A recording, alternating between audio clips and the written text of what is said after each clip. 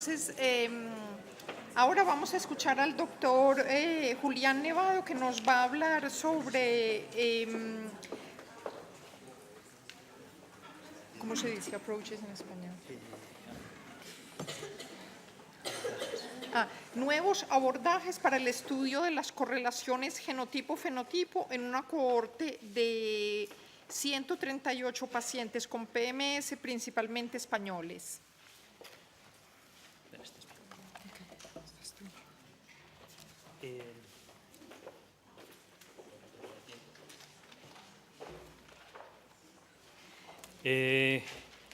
En primer lugar, me gustaría agradecer a la asociación, a Catalina, a Norma, a Ángeles y a la Secretaría Técnica del Congreso también la posibilidad de haber realizado esta conferencia. Creo que es gracias a todos vosotros como parte de la asociación. Entonces, agradeceros pues, vuestra estancia aquí. I will go in Spanish because many families demanding. Sorry, I was preparing my talk in English, but I apologize, but I will change. Because I sending messages for the families in the terms of the lab management of the cases, so I need to be sure that they understand what is that part. So I'm going to switch to Spanish. Bueno,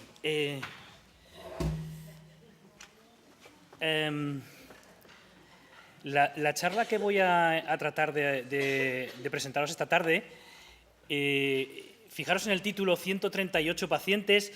Cuando nos propusieron dar un título, pues fue todo tan deprisa que al final pues, dimos un número que siempre no se debe dar, porque este número ha cambiado desde, ¿cuándo hicimos esto? ¿Marzo? Ahora estamos en otro número que es 156. ¿Cómo podemos tener ese cambio de números, no? Pues voy a tratar de explicaros y a mostraros por qué cambian esos números y cómo van a ir aumentando progresivamente. Entonces, bueno, la primera parte va a ser una breve introducción, que ya se ha hablado del tema, por lo tanto voy a ir rápido, de la caracterización clínica y molecular. Tenéis un póster, he puesto un póster que luego podéis consultar, o sea que si voy muy rápido en esa parte, pues me excusáis porque hay un póster que lo explica prácticamente todo, lo que voy a ir pasando en las diapositivas. Pero hay ciertas cosas que las voy a recalcar. Luego os voy a presentar algunos datos preliminares de los nuevos abordajes que tenemos en los estudios de correlación genotipo-fenotipo, alguna conclusión y dejaros tiempo para preguntas, ¿no? Esto es un poco, pero como voy a estar aquí los 3 días, estoy abierto a que preguntéis en cualquier momento, como siempre. Entonces, en términos de la introducción, vamos a hablar un poco muy rápidamente acerca del síndrome. Otro aspecto que es importante es el tema de, al margen de las deleciones que hay, porque ya se ha empezado a hablar de mutaciones puntuales, también voy a rozar un poco el tema de, y al margen del gen SHANK3, volvemos siempre a establecer el debate, un poco sobre las correlaciones genotipo-fenotipo y luego aspectos sobre el manejo clínico y de laboratorio de los pacientes con síndrome de Phelan-McDermid. Lo primero, bueno, esto hay que pasarlo rápido porque ya se ha hablado, no tengo que decir qué es el síndrome, vosotros como familias afectadas y profesionales que sois conocéis más que cualquiera, o sea que, ¿para qué? El tema de, al margen de las deleciones, a veces nos encontramos con casos en los que, oye, cuando el genotipo no predice el fenotipo, ¿por qué es? Pues fijaros que cada vez hay más razones, ¿no? Esa variabilidad la podemos explicar de muchas maneras. Y hay términos en genética como la penetrancia reducida, expresividad variable, que manejamos los genetistas y con los que intentamos explicar por qué existe esa variabilidad entre pacientes que a lo mejor tienen el mismo tamaño de delección. Entonces uno dice, si el mío tenía tal y se compara con el otro, pero si el mío tiene menos y está peor. Hay muchos factores que van a acrecentar ese fenotipo y por lo tanto tenemos que tenerlos en mente. Luego también tenemos que al margen de las deleciones tenemos mutaciones puntuales. Esto ya le ha presentado la doctora Betancourt esta mañana. Y nosotros, en toda esta familia que tenemos aquí en España, tenemos 4 casos solamente con mutaciones puntuales, hasta el momento. Las 4 mutaciones son de novo y son mutaciones truncantes, es decir, que la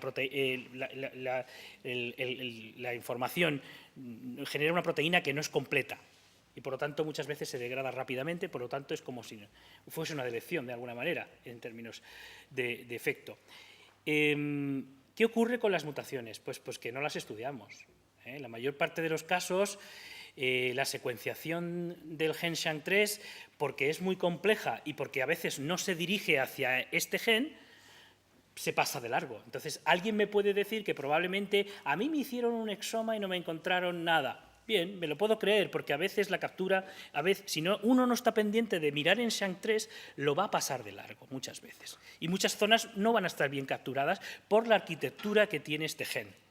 Por tanto, hay que darle una vuelta y el mensaje es: vamos a revisar muchos casos, porque a lo mejor las características clínicas son de un Phelan-McDermid, y no le han encontrado nada en el array y no le encontramos nada en un exoma. Pero, ojo, a veces uno lo mete en un panel en el que captura mejor, porque tiene las condiciones mejor establecidas, en un panel en el que solamente va a haber 300 genes, pero captura bien SHANK3 y pilla la mutación.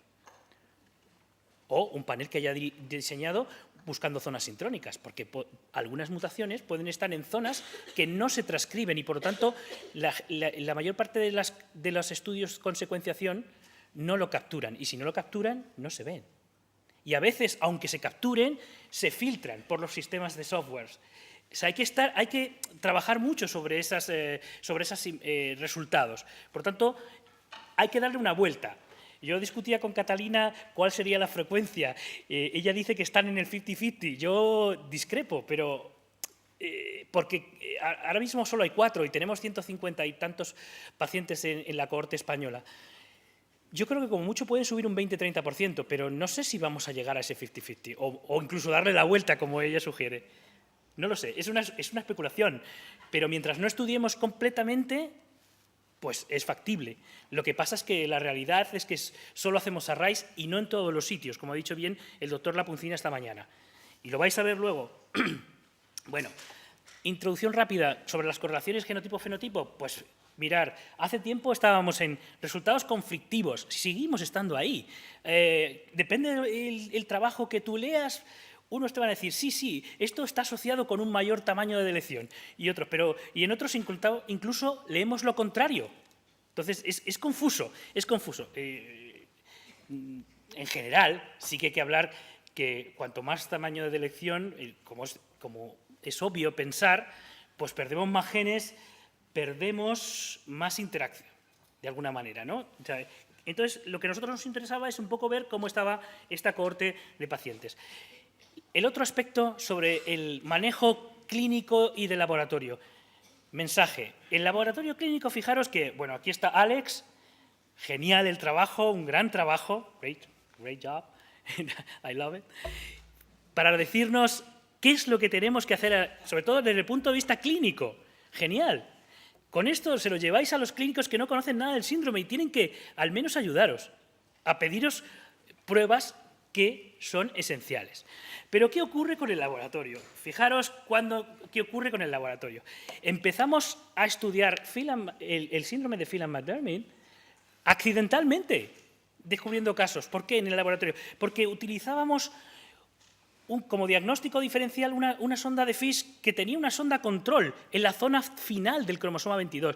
Y empezamos a encontrar, fijaros, cuando yo llegué aquí al hospital, teníamos 4 casos, de los cuales 3 se diagnosticaron accidentalmente porque se sospechaba una delección en el cromosoma 22, pero en otra región, en otra región que no tenía nada que ver con el extremo terminal. Pero como había una sonda en el extremo terminal, se dieron cuenta que faltaba esa sonda en muchos de los casos. Como veis aquí en el FISH, en el otro cromosoma. O sea que al final era accidental. Luego, fijaros que podemos encontrar en los cariotipos. Pues formas en anillo. Todo esto no vamos a encontrar. Podemos encontrar traslocaciones procedentes.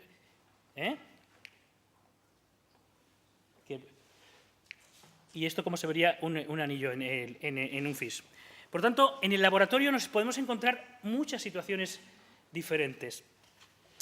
¿Por qué? Porque fijaros, cuando uno estudiaba por MLPA, que era una de las primeras técnicas que se empleaban, resulta que teníamos el mismo resultado para estos 4 pacientes, porque solo había un kit de MLPA y todos tenían el mismo tamaño. La realidad es que cuando haces un array, fijaros que los 4 difieren en tamaño. No tiene nada que ver. Incluso lo que estamos encontrando ahora, fijaros, con MLPAs, que les falta una sola sonda. Esto es intersticial. Y aquí le faltan 3. ¿Qué ocurre? Esto, la mayor parte de los arrays antiguos, que les llamaban high resolution, pero no eran tan high, por ejemplo, de 44, de 60.000, no cubren bien la zona terminal, porque asumen que va a ser terminal. No piensan en que podría haber una delección intersticial. Error. Entonces, o trabajamos con un array específico de esta región, como es en este caso, este solo es un array que tiene miles de sondas en la región 22Q TER, porque lo diseñamos para caracterizar bien estos pacientes por si eventualmente queríamos caracterizar los puntos de rotura y analizar qué arquitectura, qué zonas de interacción, qué zonas existían en esa región, en concreto donde se producía el punto de corte. Pero también podemos utilizar un array de altísima resolución de SNPs de 1 millón de sondas y ya vamos a estar cubiertos. Vamos a ver la zona terminal perfectamente. Pero ¿qué ocurre? Que muchos de vuestros casos se ha hecho un array de 44.000 sondas, de 60.000 sondas, ¿y qué ocurre? Pues que no sabemos si las delecciones son terminales en muchos casos. Esto es un gran problema porque, a ver, la mayor parte incluyen shank, la delección. Sí, SHANK3 deleccionado, pero es importante a la hora de estudiar posibles mecanismos y necesitamos definir si son terminales. Entonces, sí que es verdad que tendríamos que revisar muchos de los casos con arrays antiguos, porque a lo mejor nos llevamos alguna sorpresa, como en estos casos, en los que el MLPA, como tiene más sondas específicas en esa región, porque es específico para este gen, es capaz de verlo y el array no. Aunque pensemos que el array lo va a ver siempre. No es correcto. Bueno, luego, si empezamos a trabajar con el array, pues fijaros, como de manera suele ser de todo el genoma, pues lo que vemos es que podemos encontrar otras cosas.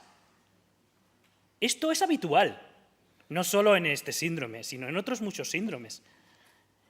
Por lo que incluso no cabría dejar de pensar que incluso teniendo una delección en uno de los alelos, no podamos tener una mutación puntual en alguno de los genes que estén en el otro, que está sano, y que esté modificando el fenotipo. Eso es parte de la variabilidad. ¿Qué nos permite ver este array? Pues fijaros también reordenamientos complejos, porque lo que estamos viendo es que en estos casos es que está habiendo algunos casos en los que tenemos delecciones contiguas, duplicaciones contiguas, y eso nos va a hablar también del mecanismo y nos puede hacer sospechar sobre otras cosas. Y como bien decía Catalina, en algunos casos ya solo están entrando por array, de manera que el array no es capaz de ver si eso es una traslocación equilibrada, si están es un derivado de traslocación, si es un anillo.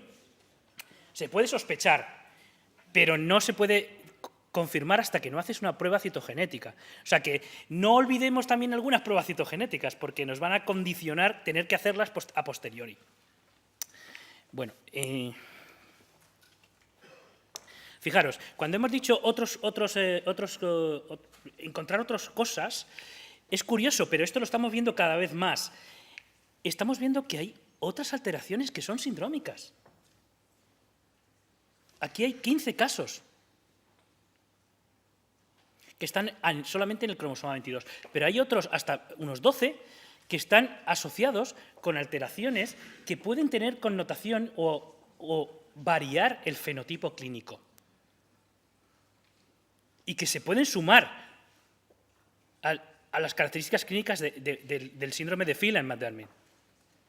Por lo tanto, hay que hacer arrays, sí, y a veces hay que hacer más, y ese es el mensaje. Entonces, Bueno, yo he hecho aquí un pequeño algoritmo de qué es lo que deberíamos de hacer. Porque fijaros, cuando decimos sospecha de PMS, de Phelan-McDermid, pues puede venir de muchas formas, porque nosotros en esta cohorte nos hemos dado cuenta que en 3 de los casos venían no como síndrome de Phelan-McDermid. O sea, el diagnóstico diferencial era síndrome de Sotos, un sobrecrecimiento. El crecimiento acelerado, una de las características muy comunes en el síndrome de Phelan-McDermid, a veces, si no hay una buena caracterización, acaba llegando como un síndrome de Sotos, que no tiene nada que ver, pero al final nos llegan como síndrome de Sotos, sobrecrecimiento. Y hemos tenido también el caso contrario, de un caso en el que se nos suponía síndrome de Phelan-McDermid, y cuando hemos hecho el array, por supuesto negativo, y cuando hemos hecho la secuenciación, ha saltado una mutación en el gen del síndrome de Sotos. Curioso. O sea, hemos tenido los dos casos. Por tanto, aparte que pueden venir relacionados con casos de autismo, con casos de otros tipos de alteraciones del espectro autista. O sea, es amplio el abanico por el cual, porque no tenemos un criterio clínico claro, como ha dicho bien la doctora Betancourt, para decir, esto es un síndrome de Phelan-McDermid. Puede uno tener ciertos rasgos que nos lleven, o aplicaciones, está muy dado ahora que tenemos muchas aplicaciones en forma de app, en el que pones la foto y te sugiere un diagnóstico. Bueno, pero sugiere no quiere decir que lo borde en la mayor parte de los casos, sino que te da una idea, una aproximación sobre lo que podría sospecharse. Pero necesitamos muchas más características clínicas para tomar una decisión. Bueno, en ese caso podemos decir que yo creo, y esto es altamente recomendable, y que el microarray tiene que ser primero. Tiene que ser primero en la mayor parte de los casos. Pero también nos podemos encontrar que ya venía con el diagnóstico porque tenía un MLPA, un FIS, un cariotipo. En este caso siempre volvemos al array. ¿Vale? Pero en otros casos que empezamos por el array, cuando el resultado es positivo, muchas veces vamos a tener que volver. Es un poco el mensaje que os quiero decir. No se va a leer porque esto está muy pequeño y los colores se han cambiado, pero cuando tenemos una sospecha de un anillo, pues necesitamos cariotipo, también para confirmarlo. Cuando hay sospecha de un cromosoma derivado, pues tendremos que ver en los padres, hacerles un FIS, porque puede ser que sean portadores de una translocación equilibrada. Todo esto condiciona el asesoramiento genético y, por supuesto, pues, cómo manejar estos pacientes.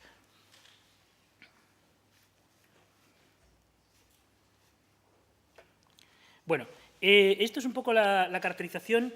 En este momento estamos en el número de 157 casos, de los cuales hay 8 o alguno más que esté entre la sala probablemente, en el cual no tenemos información de datos ni clínicos ni genéticos completos, de manera que al final os necesitamos, porque no solo yo, sino el registro internacional, sino al final esto no avanza. O sea, los registros son importantes. Nosotros aquí al final tenemos casi un registro nacional, porque casi todos los casos están pasando por aquí. Más tarde o más temprano los acabo recopilando con la ayuda de los genetistas clínicos de la asociación o de los propios pacientes que se enteran que aquí tenemos una estructura para un poco seguimiento de estos pacientes y hacerle pruebas que en otros sitios cuesta bastante más hacerlo. Pero en cualquier caso, pues os agradecería que si estáis en ese grupo de estos que, pues es verdad que os necesitamos. No es un reclutamiento, es que os necesitamos para poder tener mayor masa crítica, para poder trabajar a todos los niveles. Bueno, entonces, finalmente, de los que tenemos datos son 149, de los cuales se van a repartir de esta manera.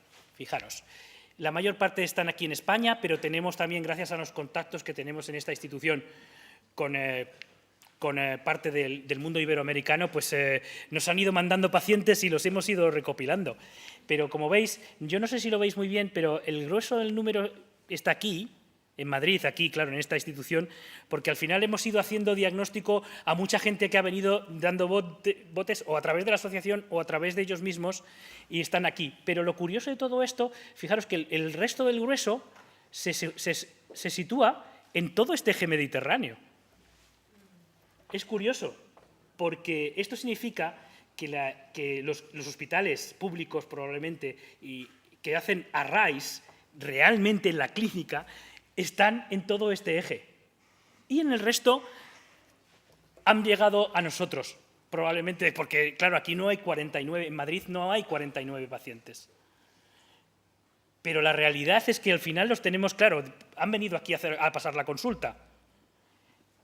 Aunque, y eso yo, claro, los contabilizo desde aquí, pero la realidad es que al final el array no se hace. Imaginaros la secuenciación masiva, ni siquiera Sanger del gen SHAN3. Por tanto, es cierto, Catalina, y yo te doy la razón, que está, pues no sabemos la prevalencia y estamos infradiagnosticados. Seguro, 100%. Porque hay más mutaciones puntuales, seguro. Vamos, 4 en toda esta muestra no refleja la realidad. Bueno, esta es la historia de cómo se fueron reclutando los pacientes. Cuando yo llegué, estábamos en el año 2007 a esta institución, había 4 casos que los presentamos en un congreso científico, nada. Empezamos pues, con MLPA, de alguna manera, esto se refleja, creo que en la siguiente, ahí. Empezábamos con el FIS y el cariotipo, pues empezamos a incrementar el diagnóstico de casos y cuando empezamos realmente con el array CGH es cuando aquello dio un plus. Luego ya en el año 2000, finales del 2012-13, empezamos a contactar a través con la asociación y esto supuso otro plus en número. Y esto se ha ido incrementando a ritmo de aproximadamente 15-20 casos anuales. Claro, cuando entraron un grupo de 15 pacientes argentinas, pues esto también se dispara. Bueno, ¿y cuando qué? Y cuando hemos empezado esta consulta multidisciplinar, que, bueno, en colaboración con la asociación y también con los compañeros del Gregorio Marañón, que ven la parte de la psiquiatría, pues de alguna manera aquí estamos viendo la parte de genética y un poco asesoramiento y la parte de neuroinfantil, los neuropediatras, y la parte de psiquiatría, están los estudios sistemáticos se están realizando en el Marañón.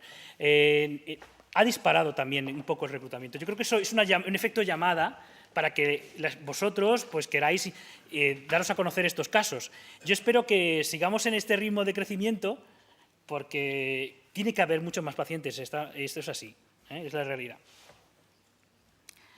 Bueno, un poco rápidamente, la edad de la cohorte que tenemos es desde nacimiento, porque bueno, se ha hecho un array porque se ha notado una gran hipotonía, etcétera, etcétera. Lo primero que hacemos es hacer un array, porque aplicamos pues los criterios internacionales, de manera que lo que hay que hacer primero es un array. ¿Y qué encontramos? Pues al nacimiento ya casos, pero el caso de mayor edad tenemos de 52 años. ¿Vale?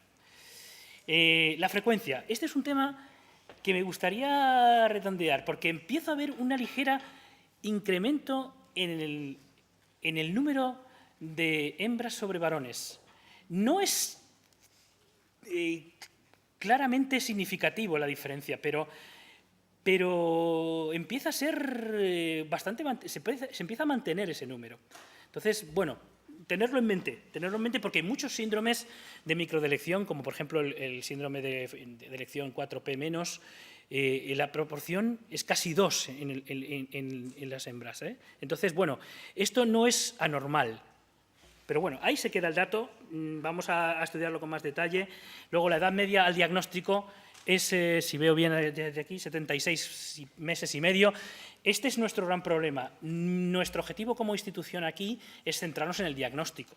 Nuestro gran objetivo es el diagnóstico y hacer toda la investigación que se pueda para mejorar parte del diagnóstico, pero ese es nuestro objetivo. Sabéis que de alguna manera las instituciones internacionales están enfocando a que tengamos el diagnóstico de las enfermedades raras para el año 2027 en un año desde que uno empieza a trabajar sobre ese caso, y eso pasa por aplicar la tecnología más adecuada, más puntera en ese momento. que ahora mismo sería empezar siempre por un array, o sea, que al que no tenga un array necesita ese array, pero también va a poder necesitar otro tipo de técnicas posteriormente, bajo el asesoramiento pues, de un genetista clínico, un neuropediatra o cualquier otro profesional clínico. Es importante porque esto, claro, está bajando rápidamente en este país. ¿Por qué? Porque se están aplicando los arrays, pero no en todos los sitios. Entonces, tenemos casos raros en los que deberían de aplicarse y no se aplican por cuestiones económicas y al final tenemos un problema, y es que los pacientes dan tumbos o se van al privado y tienen que pagar un array. Un array hecho ahora mismo no cuesta más de 125 euros, pero si uno lo tiene que pagar fuera le pueden cobrar 800, 900 euros, casi $1000 incluso, si lo cambiamos al cambio de moneda americana. Pero fijaros que hemos visto que lo curioso, y es lo esperable, es que las mutaciones pequeñas, tanto las mutaciones puntuales y las pequeñas deleciones, sean las que más tiempo tarden, puesto que la tecnología que se está aplicando no es la correcta. Entonces, como la clínica no es definitiva, uno no puede reconocer un filan normalmente, pues ¿qué ocurre? Que si no se aplica la técnica que lo va a describir, no lo va a encontrar. Y el paciente da tumbos por diferentes consultas hasta que alguien le hace o se lo paga. ¿Claro? Entonces, es verdad que sí que parece haber una relación inversamente entre el tamaño de la delección y, de alguna manera, pues la edad, los meses en los que uno hace el diagnóstico. Pero yo creo que esto va a cambiar y debería cambiar más rápidamente.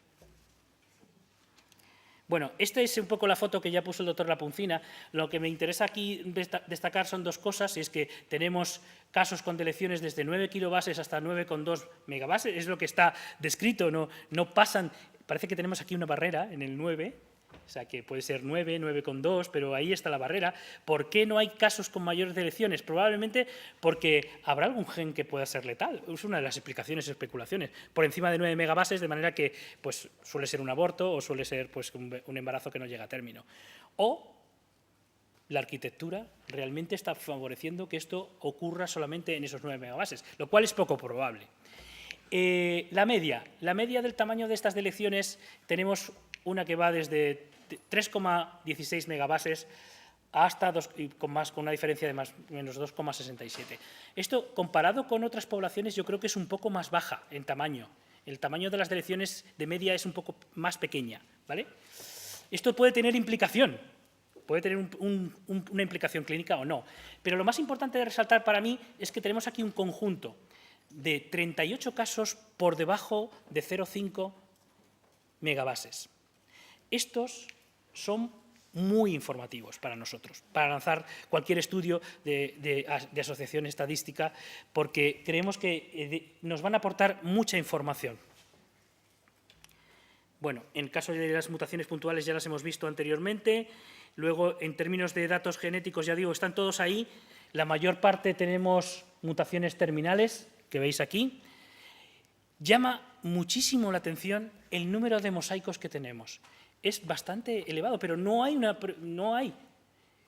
un número establecido del número de del porcentaje de mosaicos, de la prevalencia de mosaicos en esta población. Entonces, no sé con qué compararla. Y la mayor parte de estos mosaicos no son anillos. Solo hay 3. Solo hay 3 anillos en esos mosaicos. Si bien probablemente la porcentaje es similar al que has dado en el registro, un poquito más bajo, pero muy similar. Me llama bastante la atención. Luego tenemos otros casos originados por traslocación parental, que son 8, que también está más bajo que en el resto.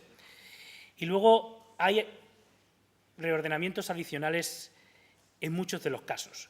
Estamos hablando de que en 27 casos hay otro reordenamiento aparte de la elección, que son la mayor parte de ellos deleciones y muchas de ellas en el cromosoma 22. O sea, como si fuesen reordenamientos complejos como consecuencia de un mecanismo de varias veces que corta, repara y se queda de una manera zonas interrumpidas con delección, normalidad, delección y luego la delección. Hay otros casos en los que tenemos la delección y una duplicación inmediata. Bueno, esto podría tener que ver con probablemente con una indus de esa zona como mecanismo. O sea, tienen que ver con nos van a ayudar a nosotros el mecanismo. No van a tener ninguna repercusión porque no hay diferencias ni en el tamaño ni en lo que os voy a mostrar de datos de funcionalidad que hemos establecido de forma arbitraria. Luego, en cuanto al origen del cromosoma que se selecciona, pues como está descrito, no hay diferencias. La mayor parte, el 75-76%, es de origen paterno. Esto no quiere decir que sea heredado, sino que el cromosoma del padre es el que sufre el reordenamiento y se pierde. No tiene nada que ver ni que echamos la culpa a nadie, ni nada. Simplemente ocurre y ocurre con más frecuencia en el cromosoma paterno. Pero como ocurre en muchos síndromes de microdelección. O sea que no hay que alarmarse. ¿Por qué ocurre? Pues porque hay mayor número de divisiones, pues mayor posibilidad de que los gametos pues, perdamos o ocurran reordenamientos que pierdan o se ganen material genético. Bueno, ahí hay un montón de clinical findings, de las características clínicas de los pacientes que, bueno, simplemente destacar que por encima del 80% pues tenemos alteraciones de retraso del desarrollo, hipotonía, alteraciones del comportamiento y alteraciones del lenguaje. Casi todos. ¿Vale? Volviendo al tema de mosaicismo, me gustaría, porque estamos hablando de casi un 10% y me parece excesivo para lo que son los síndromes de microdelección en general, pero como no puedo comparar, no sé si vosotros, Catalina, tenéis algún otro dato.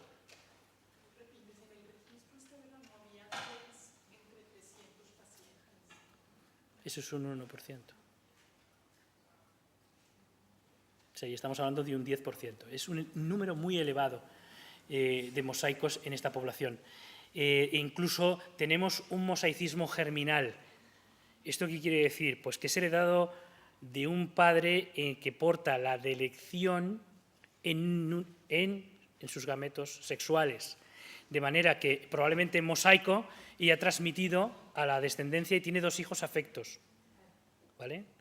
Esto ya estaba descrito, como en muchos síndromes, o sea que no llama la atención porque puede ocurrir. Por eso cuando incluso se dice que es de novo, ojo con el tema, porque a lo mejor puede ocurrir que tenemos un segundo hijo porque con el problema porque hay un mosaicismo. Entonces, esto siempre, el mensaje es, por favor, consultarlo con un especialista que os dé un buen asesoramiento genético. Ya no digo un genetista clínico, me gustaría que fuese un genetista clínico, pero muchos de los casos no los hay y hay que tener un buen asesoramiento porque el 100% no existe cuando se dice de novo. Dice de novo porque no hemos encontrado, pero resulta que luego aparecen 2 hijos que tienen la enfermedad. Entonces, cuando uno tira hacia atrás, pues tiene que venir de alguno. ¿Vale? Porque en 2 de novo, las probabilidades de que ocurra... podemos empezar millones, pero no sabría decir el número. Bueno, este es un poco el caso. Y de estos casos de mosaicismo, ya os digo, solo 3, a lo que uno siempre asocia a este mosaicismo es con el tema de los cromosomas en anillo, y sin embargo solo 3 de estos casos tienen un cromosoma 22 en anillo.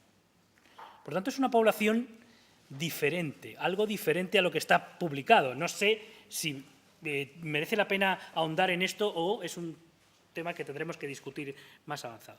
Bueno, características faciales. Bueno, ahí hay 72 casos de vuestras familias en las cuales, bueno, no sé si no están todos, pero bueno, de algunos pues no me cabe en la foto, pero para que hagáis una idea. Lo importante de todo esto es que cuando uno mira, a lo mejor, y no lo digo para generalizar, pero cuando uno mira esas delecciones pequeñitas, cuando mira el fenotipo facial, está mucho mejor, aparentemente. Entonces, claro, uno dice, pues evidentemente los rasgos faciales sí que van a depender de alguna manera del tamaño de la delección, porque cuando es muy pequeña, y estamos hablando de estas 38 casos, y la mayor parte de estos nenes tienen unos rasgos faciales que incluso les haría muy difícil distinguir algún rasgo dismórfico con la población general. Por el contrario, si nos vamos al otro lado, a lo mejor vemos que los rasgos dimórficos son mucho más acusados. Este sería un primer golpe en el que nos está diciendo, oye, el tamaño importa al menos en ciertos rasgos faciales. ¿Esto es real? Esto es un poco lo que, con todo este estudio, pues queríamos empezar un poco a desvelar. Bueno, fijaros que los pacientes argentinos, 8 de ellos, pues realmente tienen mayor tamaño que la media que hemos presentado, están en casi 2 megabases por encima y los rasgos se ven claramente mucho más severos.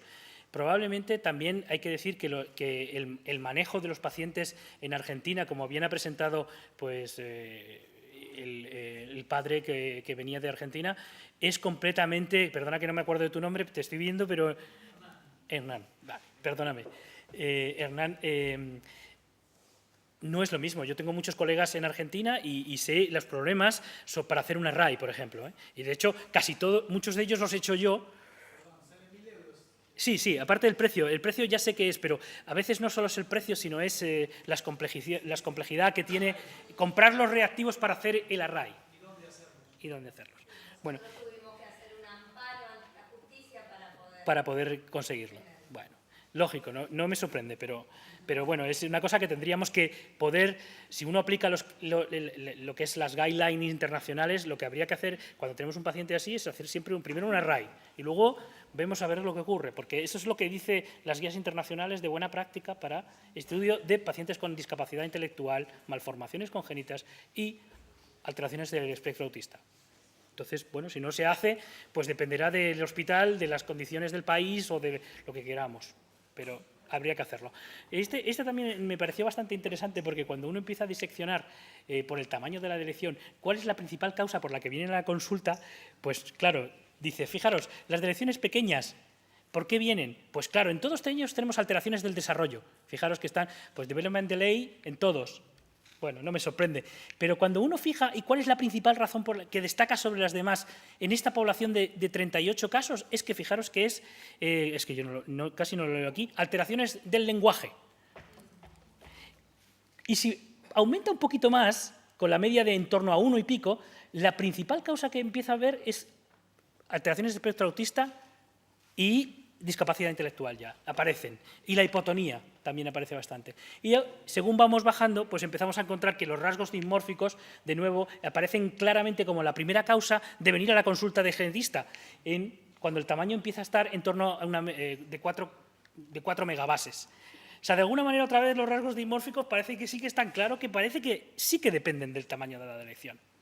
Bueno, es parte del síndrome. Pues el síndrome tiene una serie de características clínicas y entre ellas son muchos rasgos faciales menores, pero muchas veces, pues cuando se juntan un número suficiente, pues generan pues, una alteración facial importante.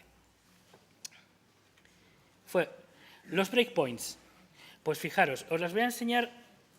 Esto es muy complicado, lo vais a ver, pero sí que cuando uno dice hotspot, no hay hotspot, pero fijaros, cuando yo analizo los arrays, tengo 16 casos que tienen el mismo punto de rotura. 16 casos. Se puede considerar un hotspot o no, pero claro, habría que hacer un array de mayor resolución, porque lo mismo me están dando un punto cercano, pero no tienen exactamente el mismo punto de rotura. En eso estamos de acuerdo, pero es verdad que 16, que la mayor parte son CGH y no son de alta resolución, en muchos de los casos están dando el mismo punto de corte, 16 casos, y en 5' en un lado. Y en el otro hay otro grupo de pacientes, que es este, que también me están dando 3.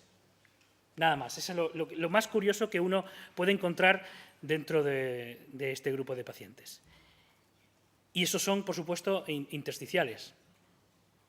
De los casos intersticiales hay, me parece que no sé cuánto, no he fijado antes cuántos había puesto, pero hay 3 casos que no incluyen Shank. Volvemos al debate de siempre. Que no incluyan Shank, pero están cerca de Shank, podríamos estar tocando algún aspecto regulador de Shank. Como no lo podemos descartar, porque habría que mirar expresión, pues de momento están ahí. Tienen características clínicas que le llamamos Phelan-McDermid-like, pero cuando rellenan los cuestionarios alcanzan muchos de los aspectos de un síndrome de Phelan-McDermid. No sé cuánto es porque no los he valorado, son 3 casos, pero están cumpliendo muchos de los rasgos y no están cogiendo SHANK3. 3 casos, no es suficiente. pero esto es lo que hay. Características clínicas. Tenéis la comparativa de las características clínicas, por eso no voy a entrar en ellas en el póster. He intentado hacer una revisión de las 20 series que aportan más casos en este síndrome, comparado con nuestros pacientes. Están puestos en tablas en el póster. O sea, porque aquí entrar en esto sería uno por uno, es complicado, me llevaría mucho tiempo. Está puesto en el póster. Echarles un vistazo. Comparemos. Al final lo que encontramos es que hay algunas características que cuando comparamos con el global de las series, de las 21 series y la nuestra, pues parece que hay menos frecuencia y en otras que hay más frecuencia. Habrá que discutir qué significa esto con esta población, pero ahí están los datos. Bueno, y eso es un poco lo que quería decir en esta diapositiva, ¿vale?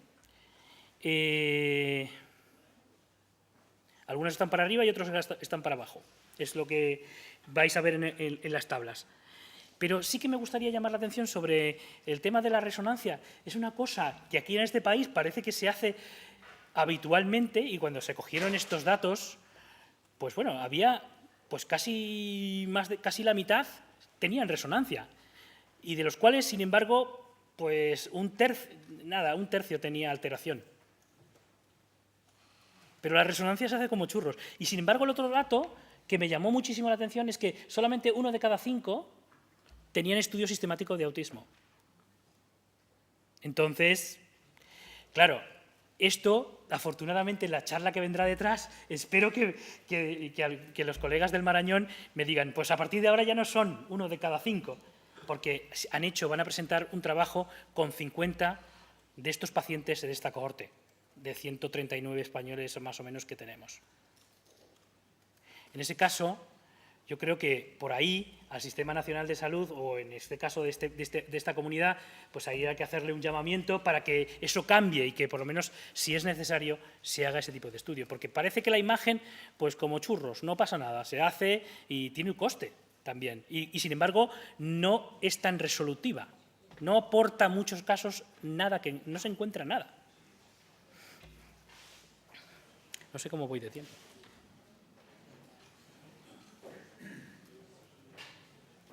Bueno, el tema de los datos. Esto todo es preliminar. Estamos abordando un estudio con toda esta cohorte, una vez que la hemos cerrado, de estudios de regresión logística, tanto multivariante como univariante, para intentar establecer si hay correlaciones entre las características clínicas y el tamaño de la deleción, entre otras cosas. Estamos afrontándolo por estos estudios de regresión lineal y por otro tipo de estudio que es un tipo de regresión que es penalizada, se llama tipo LASO. Y luego también a través de los clústeres funcionales. Estamos agrupando los pacientes en clústeres funcionales. Es decir, hemos analizado toda la cohorte para dar una valoración funcional a cada uno de los pacientes, basados en 4 aspectos de este síndrome. Entonces, ahí veis un poco el pipeline overview, en que no se va a leer muchísimo, pero a través de los cuestionarios que... Perdonad, no sé si esto... A través de los cuestionarios que nos rellenan los genetistas, los especialistas clínicos y que nos han devuelto, hemos podido evaluar pues, una serie de parámetros tanto clínicos como genéticos, cuando hemos hecho los estudios, para intentar generar clústeres en función... Ya sé que queda poco, no te preocupes. Y basado fundamentalmente en aspectos de desarrollo, de conducta, de comorbilidad y de rasgos dismórficos. ¿Para qué? Para sacar un valor. Este valor, en el cual está establecido entre unos topes para cada uno de estos aspectos, nos va a dar, al final, una valoración funcional de cada paciente. Bueno, cuando uno lo representa, efectivamente, el primer patrón que ve en este heatmap es un poco que a mayor tamaño parece que tenemos que los rasgos en rojo, que son los que condicionan el tener la condición, parece que, de alguna manera, expresan más. Podemos compararlo por poblaciones, esto también está en el póster, no voy a entrar en ello. Lo más llamativo de todo esto es que los pacientes argentinos, preferentemente, pues parece que todos los valores funcionales que dan este Global Function Pattern es siempre peores que la muestra española. Esto tiene que ver con el manejo de la enfermedad en este país comparado con la muestra realmente española. Vale. Cuando hemos lanzado los estudios de regresión logística, y todo esto son preliminares, esto sí que no está en el póster, pero simplemente al lanzar estos estudios multivariantes y univariantes, lo único que consigo es lanzar a la muestra que significativamente me devuelva qué es lo que afecta a la delección, qué interacciona con la delección. Pues al final, todo lo que está en naranja tiene un aspecto significativo y lo que está en verde es tendencia, para los aspectos que os hemos dicho anteriormente, de comportamiento, de cognitivo, de motor, etcétera, etcétera. Claro, lo que esto nos dice es si es cuando el tamaño es pequeño o cuando el tamaño es grande. Es decir, qué es lo que afecta y hace que se exprese la condición. Si que tengamos un tamaño más pequeño o que tengamos un tamaño mayor. Bueno, eso lo veis en la siguiente. La mayor parte, aunque no se lea bien, está condicionado porque a menor tamaño no expresa la condición. Excepto en dos aspectos de todos estos. Por lo tanto, de alguna manera, rápidamente, la característica es que significantemente algunas características parece que sí que están clínicas, me refiero, están afectando por el tamaño de la delección y otras no. Muchas tienen que ver, estas que no, con el comportamiento. Pero también podemos hacer clústeres. No voy a entrar en detalle en esto, pero porque creo que lo tenéis en el póster, pero a medida que aumenta el tamaño de la delección, cuando hacemos estos clústeres, también encontramos que hay un aumento de este número GFP, o valoración global funcional, que significa que funcionalmente están peor. A mayor número, peor. Y esto correlaciona y es estadísticamente significativo. Cuando uno lo ve, y lo ve aquí representado al final, en una forma de resumen, y compara esto que no lo veis bien, pues estos, fijaros, tienen mejor valoración de discapacidad intelectual, menos hipotonía, mayor tendencia a autismo, mayor posibilidad de tener episodios de convulsiones. Sin embargo, tienen mejor valoración cognitiva, mejor valoración motora, menos alteraciones que generan comorbilidad y lo más llamativo de todo esto es que tienen el 50% de los que mejor capacidad de lenguaje tienen están entre los que tienen esos 38 que tienen la delección más pequeña. Bueno, uno puede comparar diferentes clústeres, etcétera, etcétera. Aquí vuelvo el mensaje es que el tamaño importa, pero ojo, porque pasado un tamaño, algunas características no se ven afectadas. Eso también hay que tenerlo en cuenta. Podemos hacer los clústeres, en vez del tamaño de la delección, ya termino, por la capacidad funcional. Y podemos encontrar algo parecido, pero a la inversa. Ahora, a mayor número funcional, también tenemos mayor tamaño de delección. Correlaciona inversamente perfectamente. Y este sería el resumen, de alguna manera, que tenéis ahí, que lo vais a ver también luego en el póster, o sea que no voy a entrar. Y esto ya simplemente era para meternos en la parte final de las características de la muestra pequeña en términos de lenguaje, porque son donde está el 50% de esta muestra tienen la capacidad de hacer frases. El resto, el otro 50%, está dividido, pero sí que parece haber una correlación clara con el tamaño.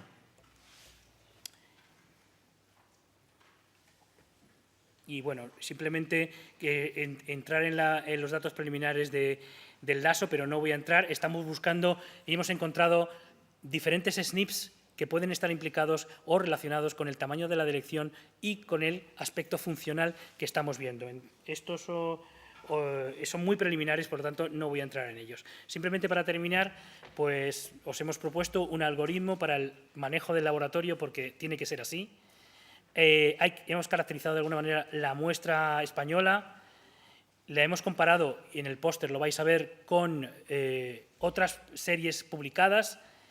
Hemos establecido los clústeres funcionales para poder trabajar desde el punto de vista estadístico y hemos empezado a realizar ahora el estudio de correlación genotipo-fenotipo con 3 abordajes, fundamentalmente por estudios de regresión logística.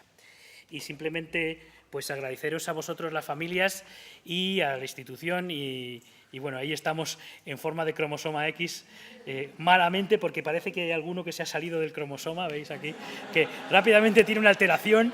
Tenemos una alteración que aquí hay algo raro en este cromosoma X, pero bueno, hay que decir que no era español.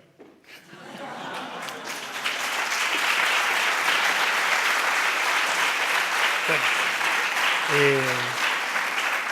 Gracias. Vamos con un poco más de tiempo.